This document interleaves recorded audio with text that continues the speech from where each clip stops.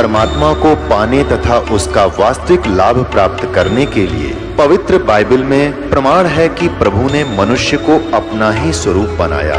6 दिन में सृष्टि रचकर 7वें दिन विश्राम किया। कुरान शरीफ में प्रमाण है कि हजरत मोहम्मद को खुदा स्वयं कह रहे हैं कि मैंने तुम्हें उस परमात्मा की महिमा बताने के लिए भेजा है। वो परमात्मा कबीर है जिसने 6 दिन में सृष्टि रची तथा 7वें दिन तख्त पर जा विराजा। उसकी खबर किसी बाखबर से पूछकर तो देखो। कृपया अवश्य सुनिए जगत गुरु तत्वदर्शी संत रामपाल जी महाराज के अमृत वचन।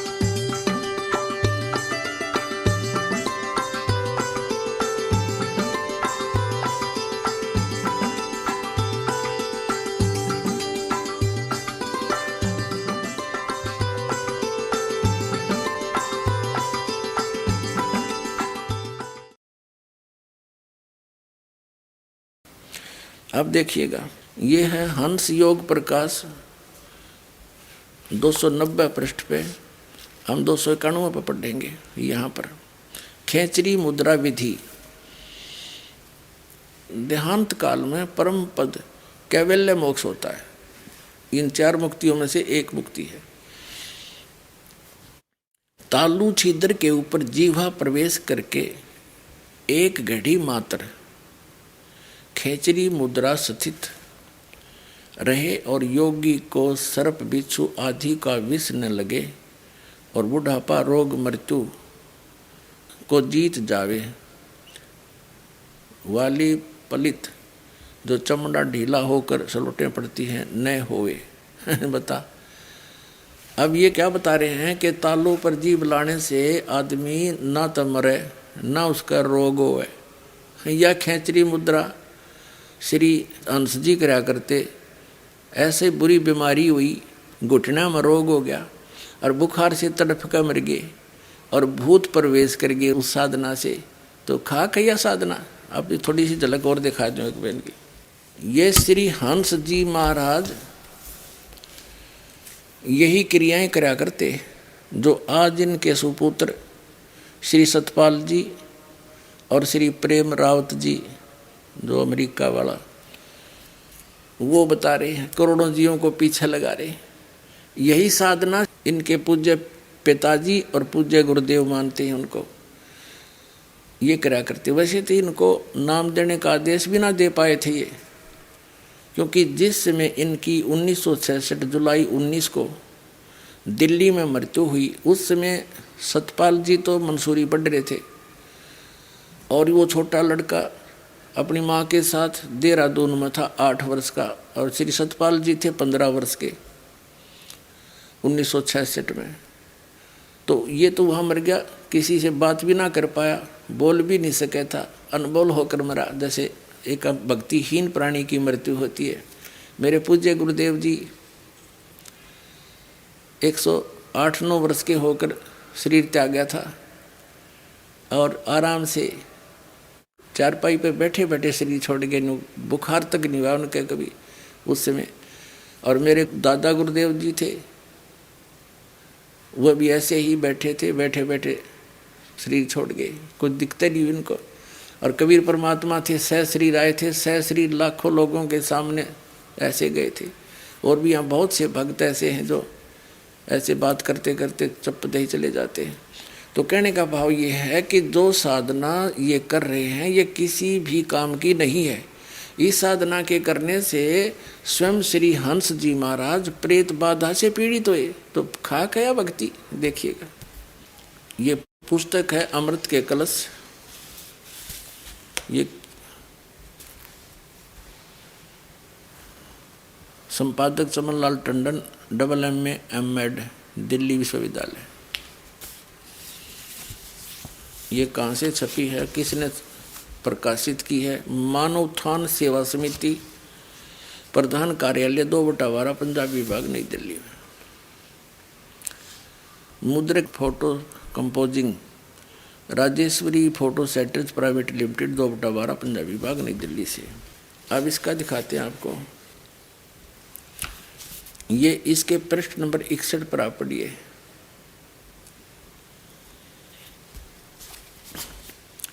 सन 1922-23 में श्री महाराज जी को उपदेश हुआ। नाम लिया इन्होंने, एक स्वरूपानंद महाराज से, नंगली वाले थे।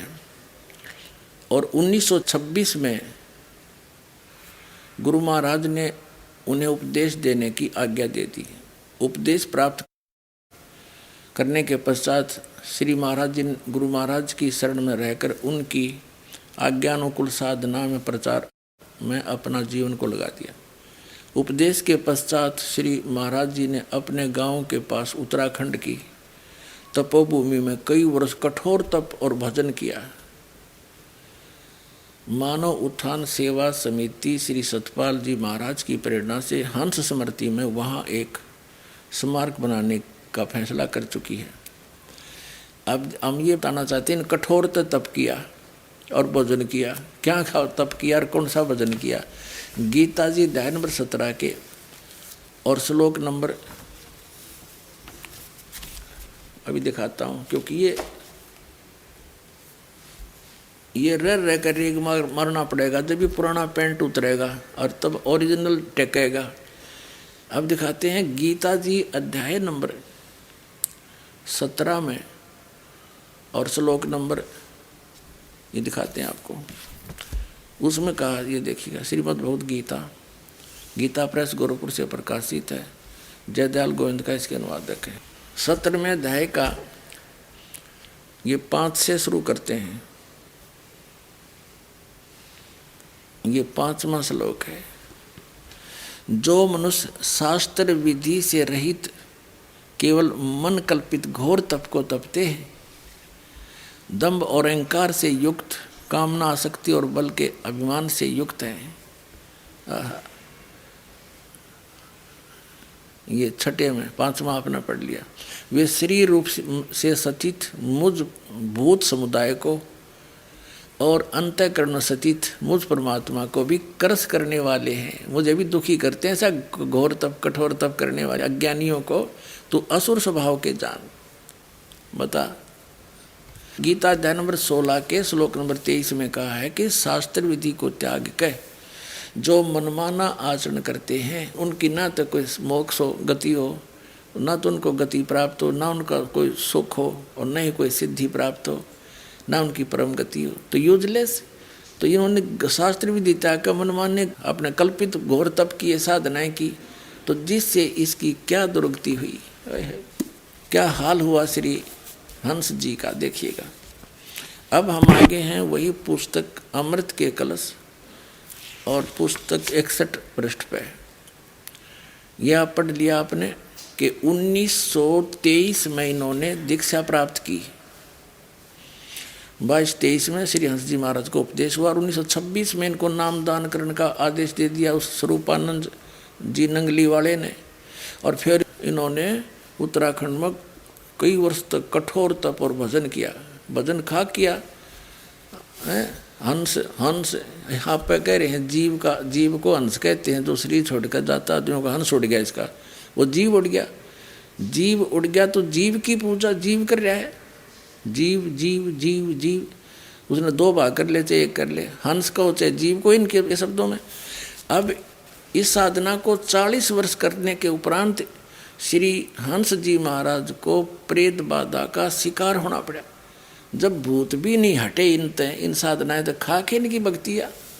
अब देखो इसके 383 पृष्ठ पे, ये अमृत के कलश पुस्तक चल रही है, 383 पृष्ठ पे। 1963 में, 1923 में नाम लिया, 1963 में 40 वर्ष के उपरांत कुछ लोगों ने 1963 में कुछ लोगों ने महाराज जी पर झूठे मुकदमे कर दिए, नाना प्रकार के झूठे इल्जाम उन पर लगाए गए। फिर महाराज जी को कचहरी में बुलाने के लिए एवं उनका निरादर करने के लिए, मान हानि करने के लिए बहुत से षड्यंत्र रचे गए। श्री महाराज जी उन दिनों बम्बई में थे। श्री महाराज जी को कचहरी में न जाना पड़े, इसके लिए उनको अस्पताल में भर्ती कर दिया गया।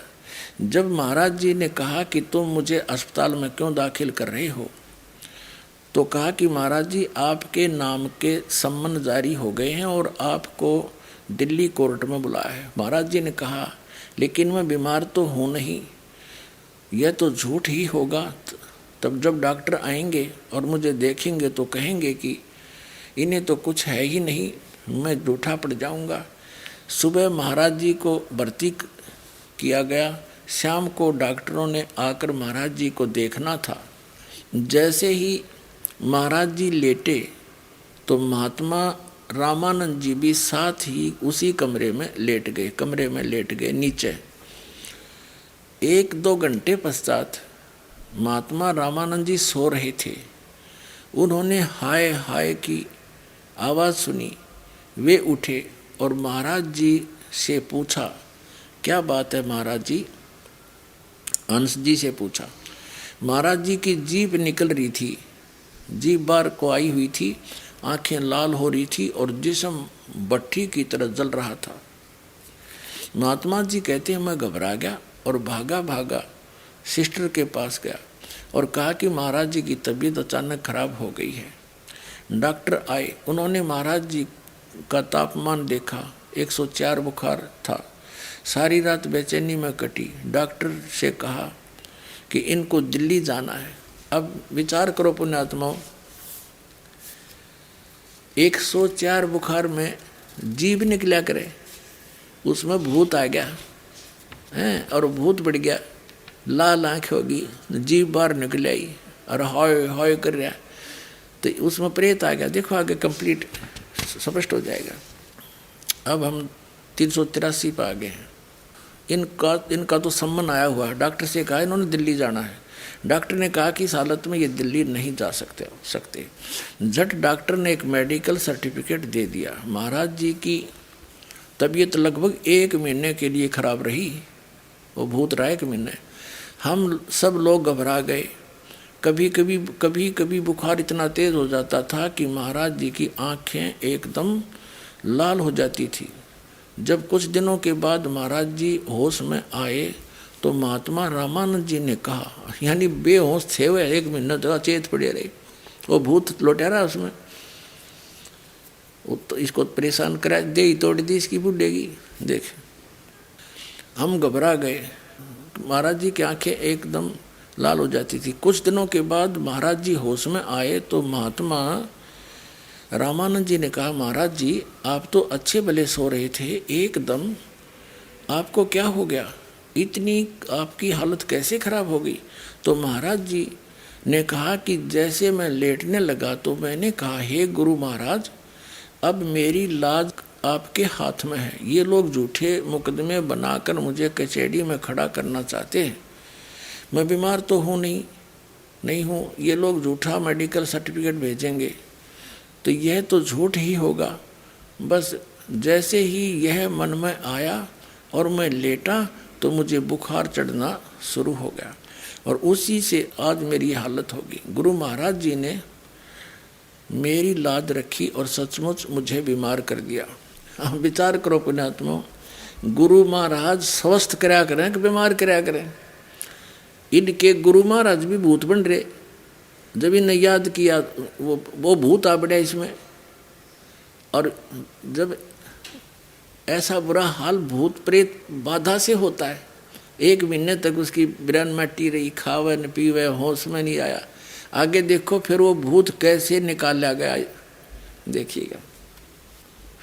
गुरु महाराज ने मेरी लाज रख ली, मुझे सचमुच बीमार कर दिया। कुछ प्रेमियों ने कहा शायद लोगों ने जादू टोना कर दिया है। महाराज जी कभी कभी पीड़ा में कराते थे, हाय मैं मर गया। वाह भाई वाह। देखा हाय मैं मर गया, यानी ऐसी हालत। अरे ये न्यू कह रहे थे इस खेचरी मुद्रा करने से रोग निकट नहीं आवे, बुढ़ापा निकट नहीं आवे, सलवट नहीं पड़े शरीर में, के आगे अड़ीवा इनकी साधना क्या आड़े अड़ीवा।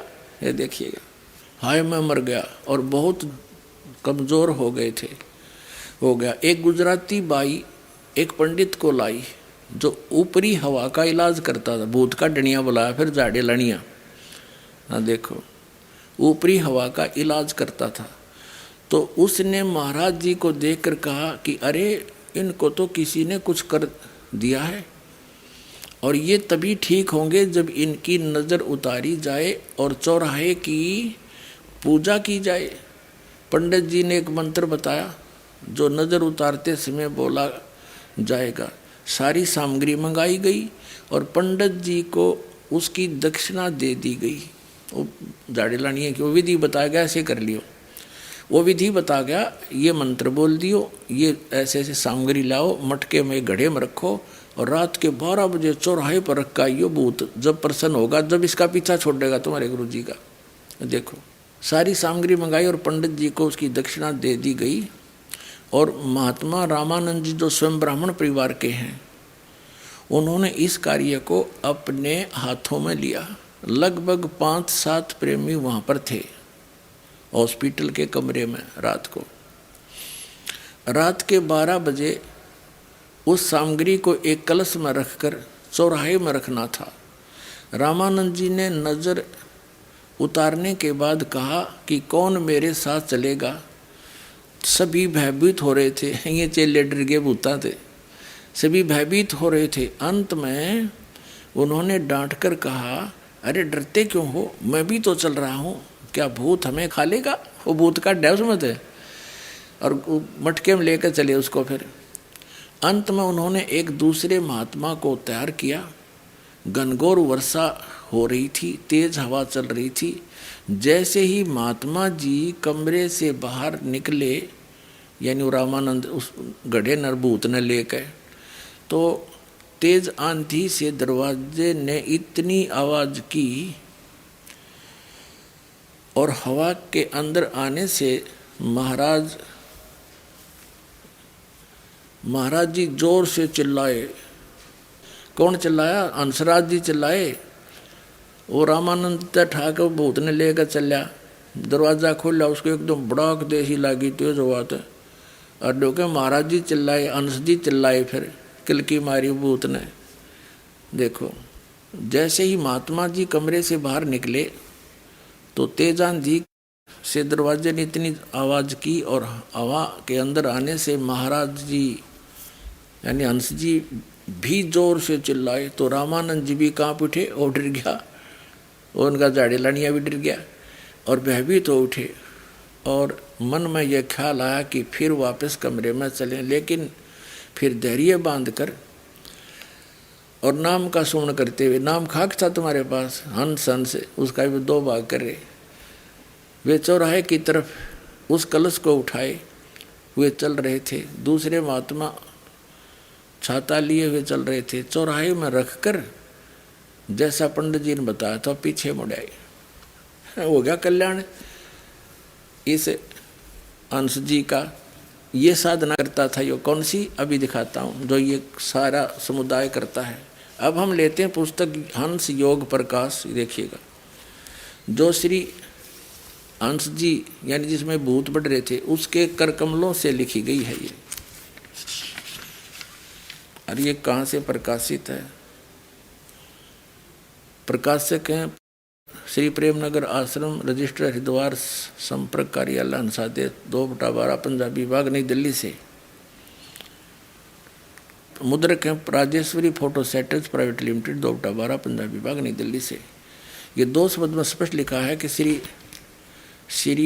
108 श्री गुरुदेव जी परम संत योगीराज श्री हंस जी महाराज आनंद कल सच्चिदानंद भगवान के श्री कर कमलों द्वारा इस ग्रंथ की रचना हुई। यह ग्रंथ विक्रमी संवत 1988-1989 में, यानी 1931-1932 में लिखा गया और संवत 1934 में यो प्रकाशित छप कर तैयार हुआ। ये आज तक यही पढ़ा जा रहा है। अब ये है प्रश्न नंबर, इसके 290 ये है अंश योग प्रकाश, और ये 291 पर हम इसको पढ़ रहे हैं। ये क्या बताते हैं कि तालु छिद्र के ऊपर जिह्वा प्रवेश करके एक घड़ी मात्र खेचरी मुद्रा स्थित रहे तो योगी को सर्प बिच्छू आदि का विष न लगे, बुढ़ापा रोग मृत्यु तो जीत को जीत जाए, जो चमड़ा ढीला होकर सरवटें पड़ती है न हो। फिर तालों के ऊपर छिद्र में जीवा लगाकर स्थिर करके भू मध्यगत चंद्रमा से निकले हुए अमृत को का जो योगी पान करे वे निसंदेह मृत्यु को जीत लेता है, यह गोरखनाथ निश्चय से कहते हैं। अब यह साधना की श्री हंस जी ने, और ये कैसे मरा आगे दिखाएंगे। अब पढ़िएगा 291 पृष्ठ पे, 292 पृष्ठ पे, 91 हमने पढ़ लिया। ये खेचरी मुद्रा सर्वसिद्धियों की माता है, यह देवी हमको प्राणों से भी अधिक प्रिय है। जो निरंतर इस अभ्यास से नित्य अमृत पान करता है तो उसके कारण शरीर सिद्ध हो जाता है, अर्थात नाश नहीं होता, और मृत्यु रूप हस्ती को खेचरी रूप सिंह मार देता है। ये शिव संहिता से ले लिया इन्होंने। आगे क्या बताया है कि जीवा को तिरछी करके तीनों नाड़ियों के मार्ग में जो कपाल छिद्र है उसमें जीवा को योजित करे, यही खेचरी मुद्रा है, इसे योम चक्र भी कहते हैं। ये इनकी साधना है, एक 3 क्रिया मत है, और ये इन्हों के हैं इसके करने से शरीर मृत्यु नहीं होती। हंसराज जी 1966 में ऐसे तेज बुखार से मेरा बेहोश हो गया, कोई दवाई काम नहीं करी। लाइए झलक और दिखा दूँ आपको। अपने आत्माओं इन प्रत्यक्ष देखकर आज तक आप तो समझ नहीं सके, क्योंकि आप तो बालक हो। रोगी डॉक्टर की औषधि के साल्ट को नहीं जान सकता, गोलियों के साल्ट को, दवाई के साल्ट को डॉक्टर ही जान सकता है कि ये औषधि कारगर है कि नहीं। ये दास भी डॉक्टर, और जिनको तुम संत वो भी डॉक्टर जिनके तुम आश्रित हो। यानी डॉक्टर कहो, यो जन्म मरण का रोग जीव का लगा हुआ है, जब तक इसका नाश नहीं होगा इतना परम शांति नहीं हो सकती, जिसके विषय में गीता जी अध्याय नंबर 18 के श्लोक नंबर 62 में और गीता अध्याय नंबर 15 के श्लोक नंबर 4 में कहा है कि तत्वदर्शी संत की प्राप्ति के पश्चात परमेश्वर के उस परम पद की खोज करनी चाहिए, जहाँ जाने के बाद साधक फिर लौटकर कभी संसार में नहीं आते। 18वें अध्याय के 62वें श्लोक में कहा कि अर्जुन तू सर्वभाव से उस परमेश्वर की शरण में जा, उसकी कृपा से ही तू परम शांति को, सनातन परम धाम को प्राप्त होगा। तो ये जन्म मृत्यु का रोग कटेगा तभी तो परम शांति होगी। तो ये दास भी अध्यापक, और जिनको तुम अध्यापक मान रहे हो वो भी अध्यापक, ये शास्त्र विरुद्ध ज्ञान दे रहे। ये शिव संहिता यानी किसी व्यक्ति विशेष ने, शिव जी का पुजारी ने अपना अनुभव लिख दिया, या फिर किसी उपनिषद से, तो इनसे जो उस अनुभव को ये आधार मानकर चल रहे हैं, अरे उसको करने से इनका क्या हाल हुआ ले दिखाती। अमृत का कलश पुस्तक फेर लेते हैं।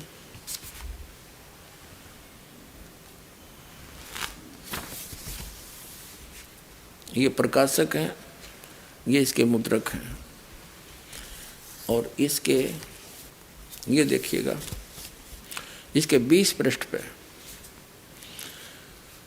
ये राजस्थान में सत्संग समाप्त हुआ। श्री महाराज जी सत्संग में नहीं पधार सके, तबीयत बहुत खराब हो गई। तभी सभी को सोता हुआ छोड़कर 18 जुलाई को श्री महाराज जी वापस दिल्ली आ गए। यद्यपि प्रार्थना की गई कि आपको देहरादून ले जाया जाए, वह आपका इलाज और सेवा शुश्रूषा ठीक ढंग से हो सकेगी, लेकिन इनकी देहरादून में इनका अपना निजी मकान भी था, दिल्ली में भी इनकी कोठी थी। महाराज जी ने सिर ला दिया और दिल्ली ले जाने के लिए संकेत किया।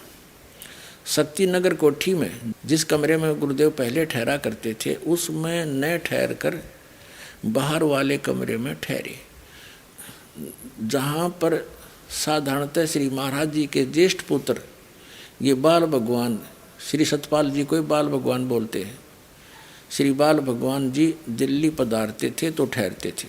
बुखार और तेज होता जा रहा था।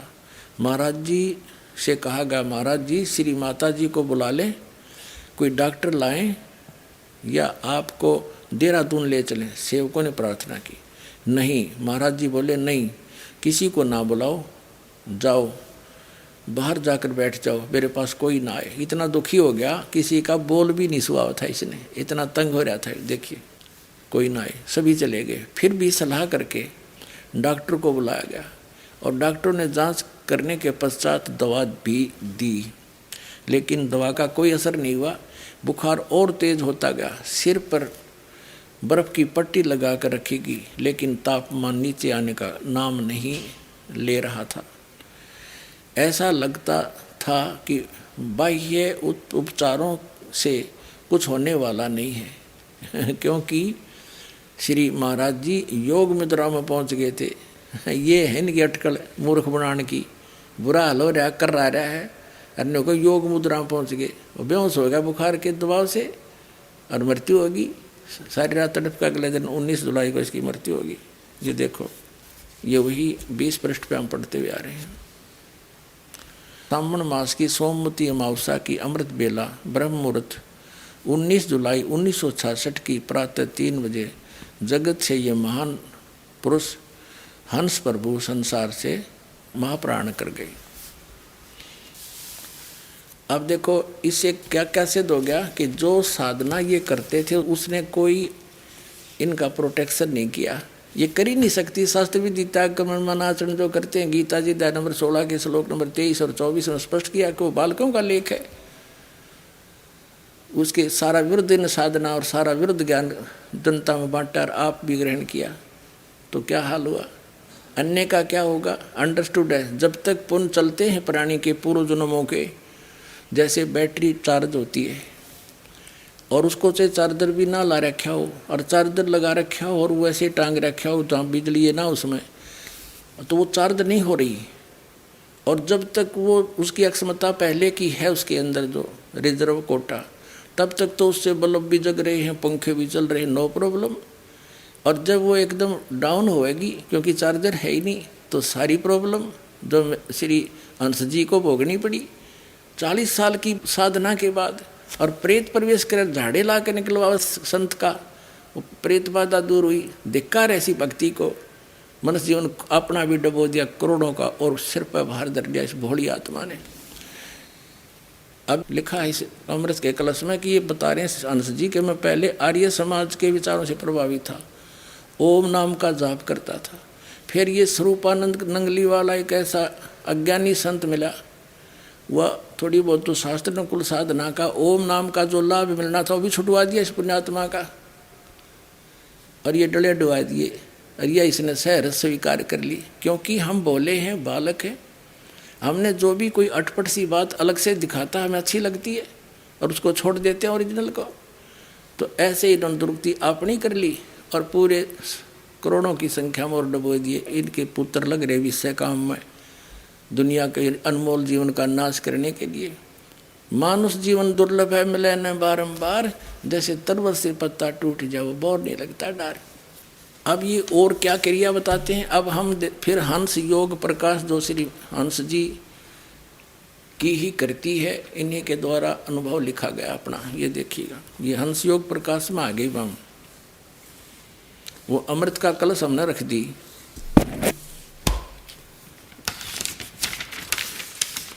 ये हंस योग प्रकाश है, यहाँ से प्रकाशित है और ये इसके प्रकाशक हैं।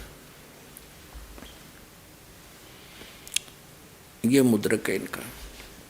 और इसमें स्पष्ट है कि महाराज जी ने अपने हाथ से लिखा है। अब हमने 292 में पढ़ लिया था जिसमें इन्होंने खेचरी मुद्रा का वर्णन बताया है, यह खेचरी मुद्रा के विषय में। अब अनहद नाद विधि या 293 पे है। जब आधी रात बीत जाए तब योगी पुरुष एकांत जगह में, जहाँ जीव जंतु किसी को बोल न सुने पड़े, वहाँ बैठकर दोनों हाथों से कान बंद करके पूरक और कुंभक करे, श्वास को रोककर ध्यान से सुने। ये इनकी अनहद साधना है। जो भीतर का नाद है उसको दाहिने कान से सुने और पहले झिंगर कैसा नाद मालूम होगा, फिर वंशी कैसा शब्द होगा, फिर उसके बाद बादल की गर्दन होगी, फिर झांझा की आवाज़ हो आवेगी, फिर भौरा का शब्द होगा, आगे घंटा और कांसे के पात्र की आवाज़ आएगी, फिर तुरई का शब्द तथा भेरी मृदंग और नगाड़े की आवाज़ आएगी। ये कोई अन्य किसी संत का अनुभव जो संस्कृत में लिखा है, ये अनुवाद करके इन्होंने अपने प्रमाण में लिया है कि ये साधना ये ऋषि भी करते थे। कान बंद करके अंदर अनहद नाद सुनना, ये इनकी क्रिया। और इसको यही साधना एक खेचरी मुद्रा को छोड़कर प्रकाश देखना, अनहद धुन सुनना और पांचों नाम काल के जाप करना, ये राधा स्वामी पंथ वाले बताते हैं। और वही साधना ये इनकी है। सबका मिलजुला कर इनका सारा वही खिचड़ी पक रही है, काल के ही जाल में फंसे पड़े हैं। वर्तमान के अंदर श्री सतपाल जी महाराज जो श्री हंस जी के सुपुत्र हैं, और इनको नाम दान का भी ये आदेश ना दे पाए, क्योंकि ये तो 1966 में बेहोश होकर मर गए। उस समय श्री सतपाल जी महाराज तो मंसूरी पढ़ रहे थे। ये देखिएगा, ये अमृत के कलश पुस्तक है इन्हीं की। अब वो हंस योग प्रकाश हमने रख दी, अब हम ये अमृत के कलश ये पढ़ रहे हैं। यहाँ से ये इसका लेखक है, ये यहाँ से प्रकाशित है, और ये यहाँ से मुद्रित है। अब इसके हमने 20 पर पढ़ लिया था कि 19 जुलाई ब्रह्म मुहूर्त में ये बेहोश होकर मरे थे। यहाँ पर इन्हें पता भी नहीं था, ये ऊपर आपने देख ही लिया, संकेत दिया। महाराज जी को ये राजस्थान से दिल्ली ले आए शक्ति कोठी में, शक्ति नगर कोठी में, और वहाँ फिर ये डॉक्टरों ने इलाज किया, बुखार तेज होता जा रहा था। महाराज जी इनसे कहा श्री माता जी को बुला दें, ये न मना कर दिया, किसी को ना बुलाओ, तुम बाहर चले जाओ, बाहर जाकर बैठ जाओ, मेरे पास कोई ना आए। फिर भी सलाह करके डॉक्टरों को बुलाया गया। डॉक्टरों ने जांच करके पश्चात दवा भी दी, लेकिन दवा कोई असर नहीं हुआ। बेहोश हो गए, ये अचेत हो गए, बुखार और तेज हो गया। सिर पर बर्फ़ की पट्टी लगातार रखी गई, लेकिन तापमान नीचे आने का नाम नहीं ले रहे थे। ऐसा लगता था कि बाह्य उपचारों से कुछ होने वाला नहीं है, क्योंकि श्री महाराज जी योग मुद्रा में पहुँच चुके थे। अचेत हो गया था, बेहोश हो गया। फिर इस तारीख को ये महाप्राण कर गए, 19 जुलाई 18 की ये बात है। सारी रात दुख पा गए और प्रातः 3 बजे 1966 को ये महाप्राण कर गए। ठीक है, अब यहाँ 21 पर देखिएगा, इसके 21 पे तुरंत ड्राइवर ने कार में पार्थिव शरीर को रखा और कुछ प्रेमियों के साथ वे देहरादून के लिए रवाना हो गए। दिल्ली से टेलीफोन पर सूचना दे दी गई कि महाराज जी आ रहे हैं, कमरा तैयार रखा जाए। जैसे ही देहरादून कोठी में कार पहुंची और लोगों ने महाराज जी के पार्थिव शरीर को देखा तो सभी फूट फूट रोने लगे। श्री माता जी शोक व्याकुल हो अचेत हो गई। श्री महाराज जी के ज्येष्ठ पुत्र श्री बाल भगवान यानी सतपाल जी महाराज जी को मंसूरी से बुला गया। ये मंसूरी पढ़ रहे थे जब 15 साल के थे। 1966 में ये 15 साल के थे, 1951 में इनका जन्म हुआ, तो वहाँ से बुलाए गए। तो कहने का भाव ये है, और ये वो छोटा लड़का जो इनके पास था, माता जी के पास देहरादून था, ये वो 8 वर्ष का ही था सारा। तो कहने का भाव ये है कि ये इन दोनों को नाम देने का आदेश भी ना देंगे, और आगे फिर ये स्वयंभू संत बन गए। 2 भाई न्यारे न्यारे लागे, एक में काम नहीं चला था। अगर ये सच्ची भक्ति होती तो विश्व में एक का संत बतेरा। तो पुण्यात्माओं, श्रद्धालु तो श्रद्धालु ही होते हैं। संतों पर विश्वास किया कि बड़े परम संत बड़े पहुँचे हुए होंगे, इनको कख भी पता नहीं। ये क्या बताते हैं, भगवान केवल ज्योति स्वरूप है, उसका ज्योति स्वरूप ही देखा जाता है, ज्योति ही दिखाई देती है, यही उसका असली रूप है। ये ज्योति स्वरूप तक काल की है, ये सामने आता नहीं। ये प्रकाश जो देखा ये काल का देखा जाता है, और परमात्मा साकार है, मनुष्य सदृश्य है, वेदों में प्रमाण है। वो सतलोक में रहता है। ये देखिएगा, एक पुस्तक है अध्यात्म शंका समाधान। किसके द्वारा इसका शंका समाधान किया गया है? अध्यात्म शंका समाधान, संत सतपाल जी महाराज। लेखक महात्मा हरि संतोषानंद। ये प्रश्न उत्तर सतपाल जी के हैं और लेखक है सिर्फ ये महात्मा हरि संतोषानंद। प्रकाशक हैं ये मानव उत्थान सेवा समिति 2/12 पूर्व पंजाबी बाग नई दिल्ली 26 से। और मुद्रक हैं इनके, ये मुद्रक हैं Rajeshwari photo setters private limited 2/12 पूर्वी पंजाबी बाग नई दिल्ली से। ये 5 नंबर पृष्ठ पे श्री सतपाल जी से प्रश्न किया गया कि सभी धर्मों के लोग कहते हैं भगवान एक है, परमात्मा एक है, लेकिन इस एक भगवान या परमात्मा का स्वरूप क्या है? क्या हम भी उसका दर्शन कर सकते हैं? उत्तर श्री सतपाल जी दे रहे हैं, भगवान एक है, वह सहज प्रकाश स्वरूप है। रामचरितमानस में भी कहा कि सहज प्रकाश रूप भगवाना, नहीं पुनि विज्ञान बिहाना। प्रश्न नंबर 9 पर शंका समाधान के प्रश्न किया, किसी ने मानव उत्थान सेवा समिति के मंत्र से भगवान के सच्चे स्वरूप की चर्चा की जाती है। यह बहुत अच्छी बात है, परंतु हम यह कैसे माने कि आपकी संस्था, सतपाल जी से प्रश्न किया, द्वारा बताया गया ज्ञान सच्चा है और बाकी अन्य सभी का ज्ञान झूठा है? उत्तर, हमारे ऋषि महर्षियों, तत्वज्ञानी महापुरुषों एवं मनीषियों ने परमात्मा के सच्चे रूप को जानकर ध्यान किया था। ध्यान की अनुभूतियों को उन्होंने ग्रंथों में वर्णन किया है।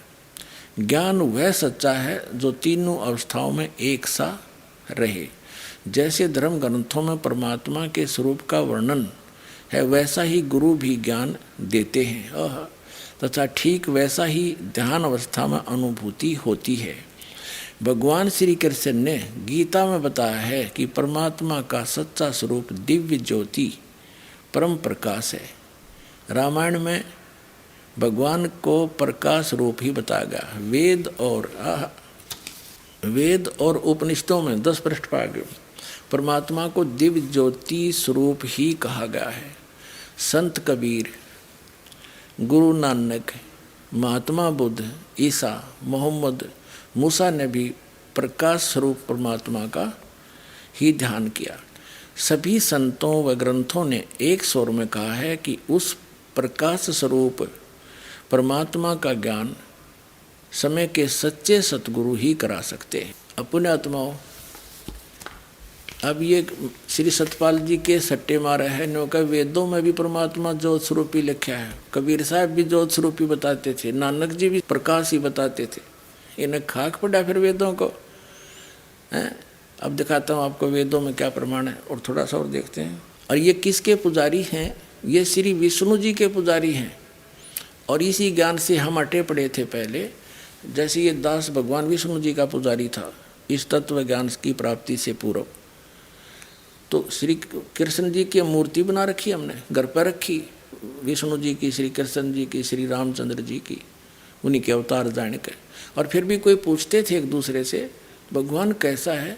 कहते तो प्रकाश ही प्रकाश है, वो दिखाई थोड़ा देता है, प्रकाश दिखाई देता है। और यह मूर्ति किस लिए?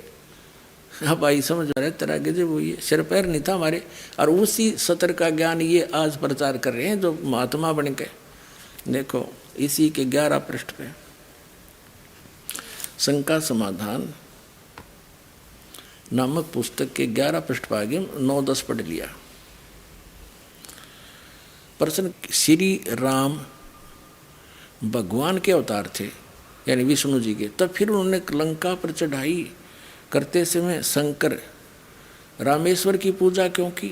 अब उत्तर श्री सतपाल जी का, अवश्य श्री राम जी भगवान का अवतार थे यानी विष्णु जी का अवतार थे। उन्होंने मर्यादा पुरुषोत्तम भी कहा जाता है। उनका अवतार जगत में भक्त, धर्म एवं मर्यादा की रक्षा के लिए हुआ है। इससे हमने सिर्फ इतना ही लेना है, आगे तीसरे और भी बहुत सी अटपट कर रखी है।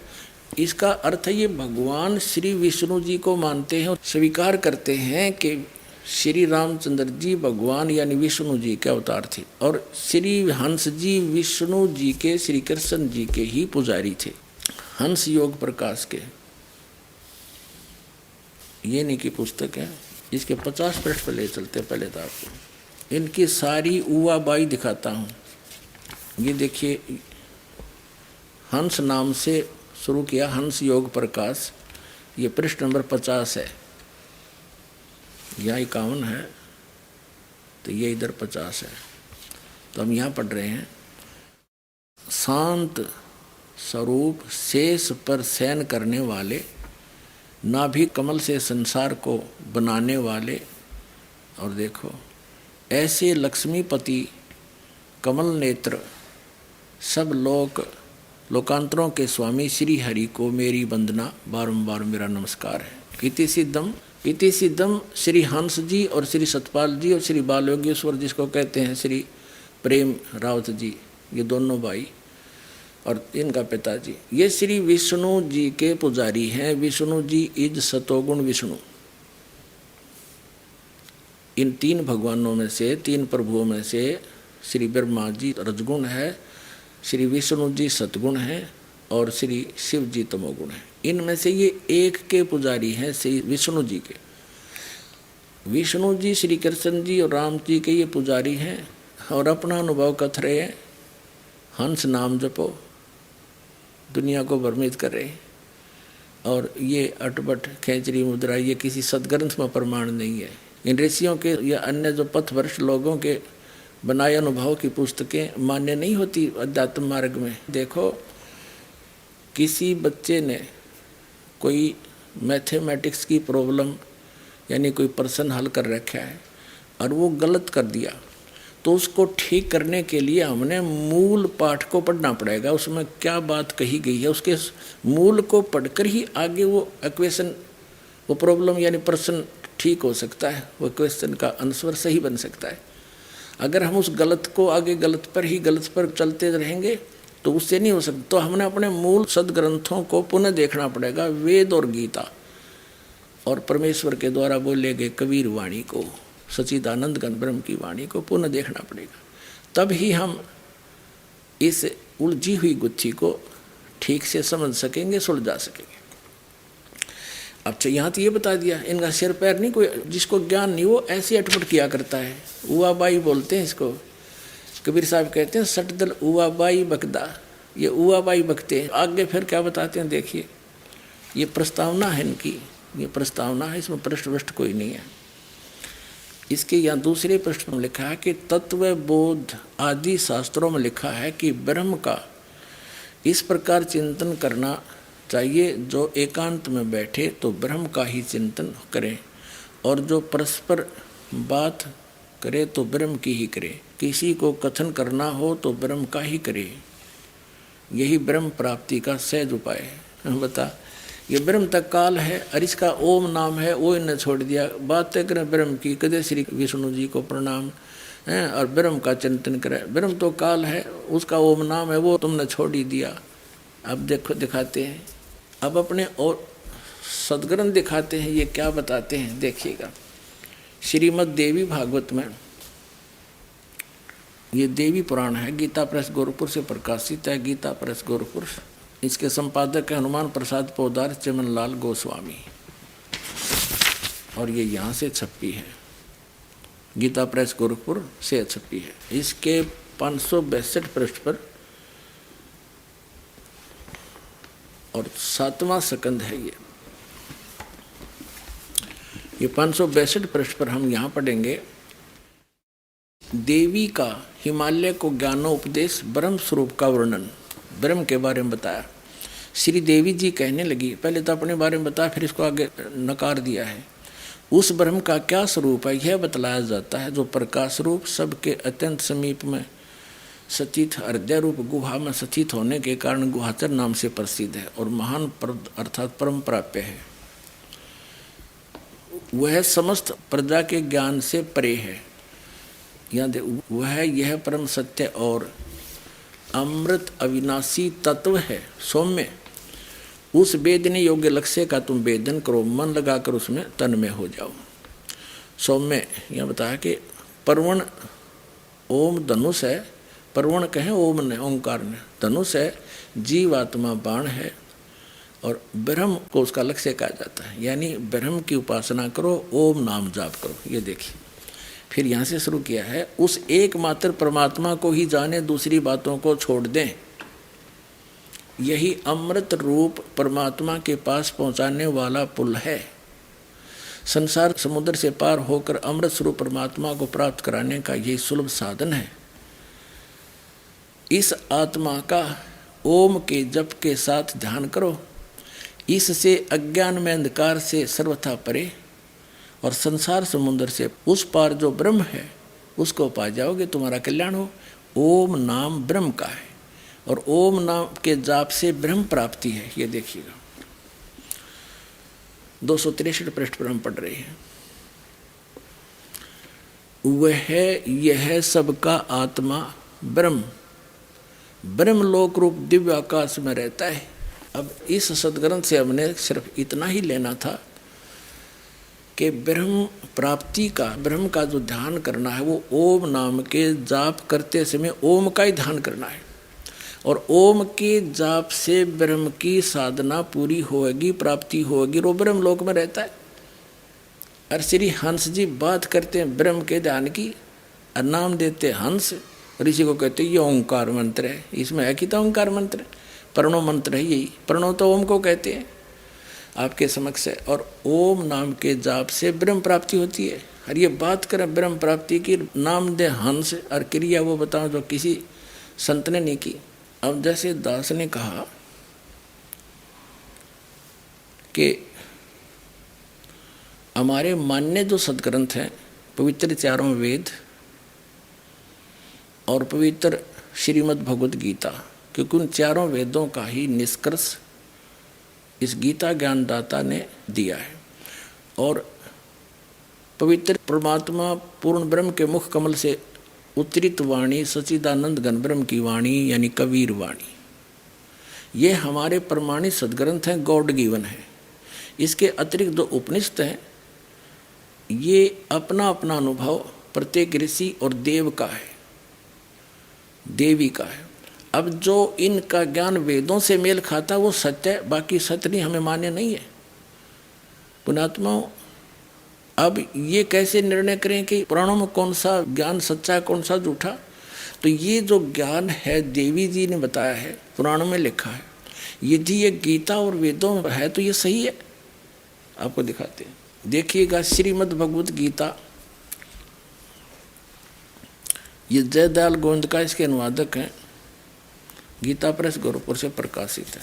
इसके अध्याय नंबर 8 के और मंत्र नंबर 13 में यह गीता ज्ञानदाता श्री कृष्ण में प्रवेश करके ये ब्रह्म और ये गीता ज्ञान दे रहा है। ये देखिएगा अध्याय 8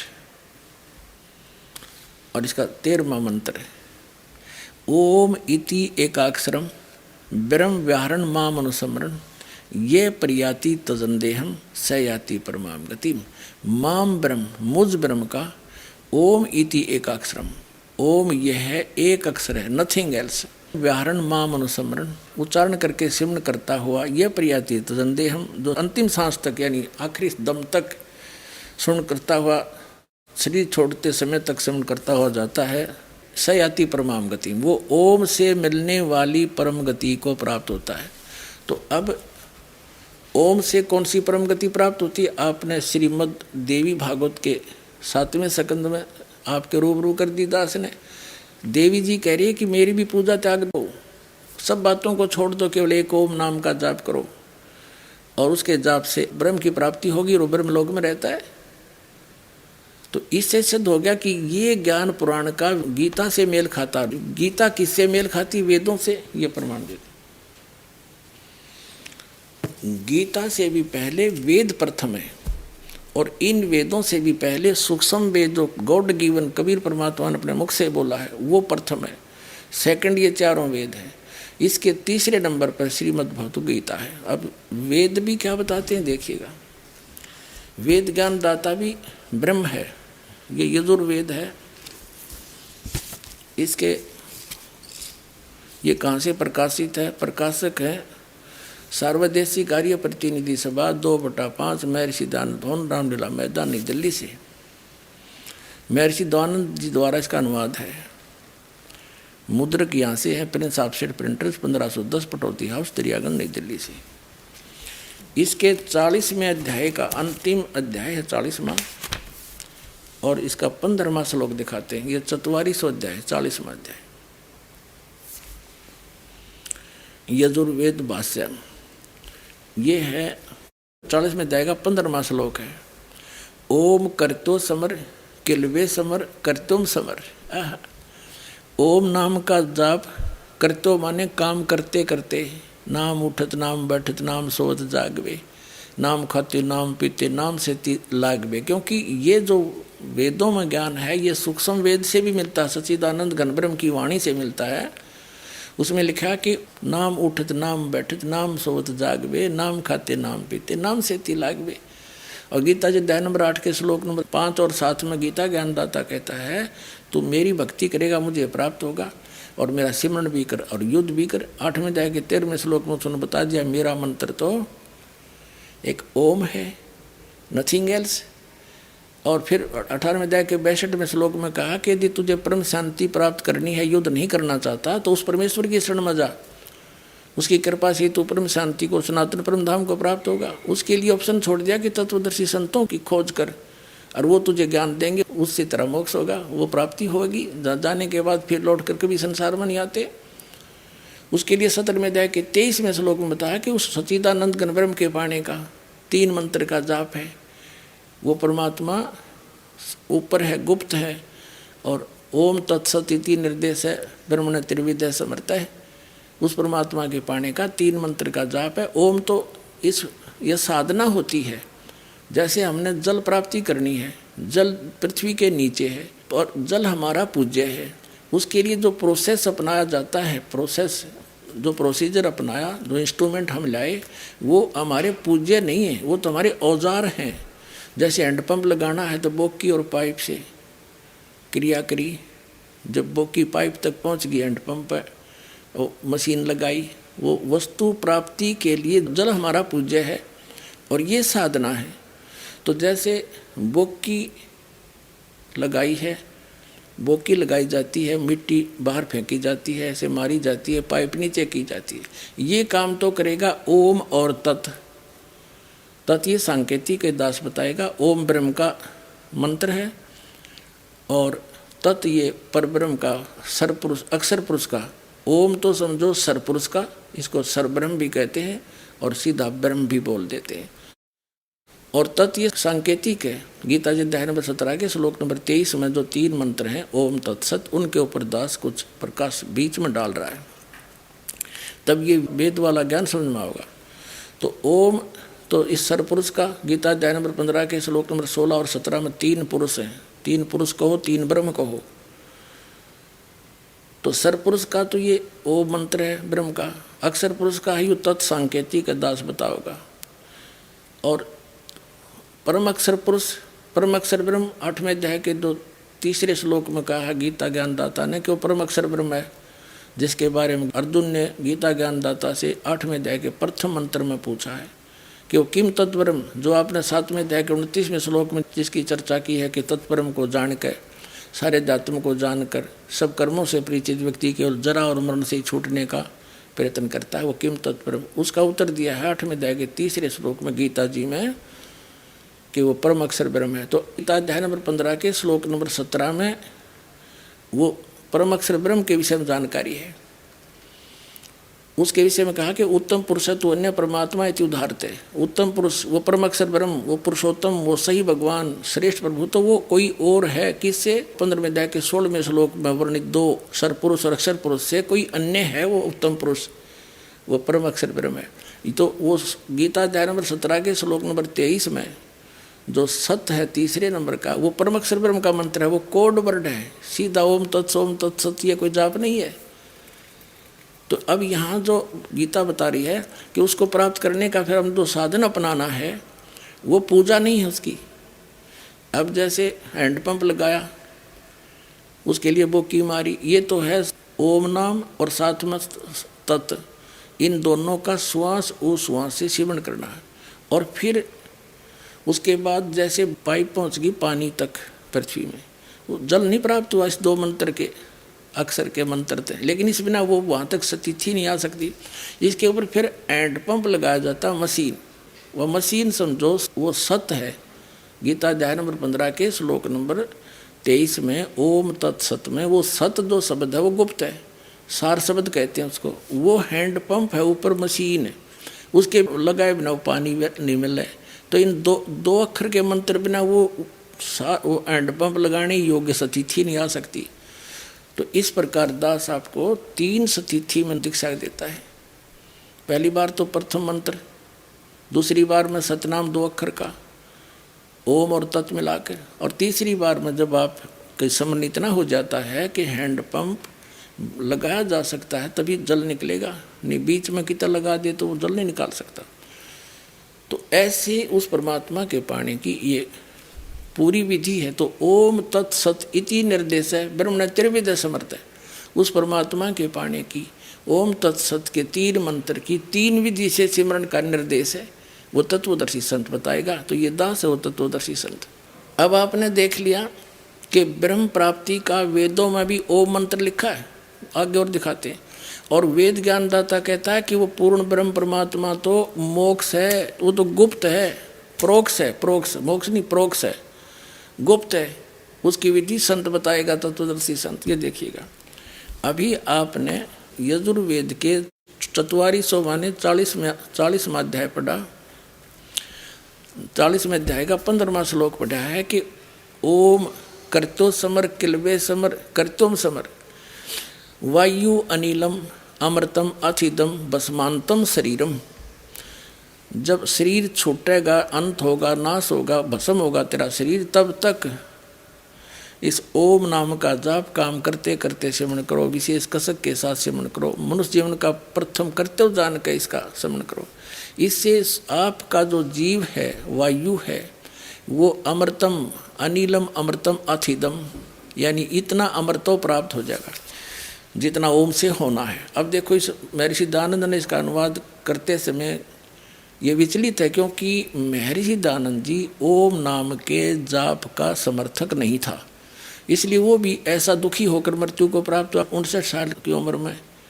और उसके ऐसा ठंड लगी, कोई दवाई काम नहीं करी, 1 महीने तक तड़फ तड़फ कर मुँह में छाले, सिर्फ सारे छाले, दवाई काम करे नहीं, और मृत्यु को प्राप्त हुआ। तो ये कोई साधक ऐसे मरते हैं? तो इनकी साधनाएं गलत थी। अब देखो, महर्षि दयानंद का अनुवाद 40वें अध्याय का 15वां मंत्र, हे कर्तो काम करने वाले जीव, तो शरीर छूटते समय, ये ओम शब्द है ना, ये ओम शब्द है, ओम अक्षर। इस ओम अक्षर का अनुवाद कैसे किया? इस नाम वाच्य ईश्वर का को स्मरण करे। ओम का स्मरण मत करो, जिसका ओम नाम है ना उसका स्मरण कर। और कोई बात हुई है? इससे सिद्ध है कि इसने अनुवाद भी गलत कर रखा है, और ओम नाम का जो जाप करने के हक में नहीं था। इसके सत्यार प्रकाश भी दिखाएंगे, अब इतना समय नहीं है। अब हम जो दिखाना चाहता है दास के ओम नाम का जाप करने का वेदों में भी प्रमाण है, केवल ओम ही जाप कर, नथिंग एल्स। और यही गीता जी में कि ब्रह्म की साधना का ओम जाप। आगे 40वें अध्याय के अंतिम मंत्र में 17वें में ये स्पष्ट किया है कि मुझ ब्रह्म का ओम मंत्र है और मैं ब्रह्मलोक में रहता हूँ ऊपर।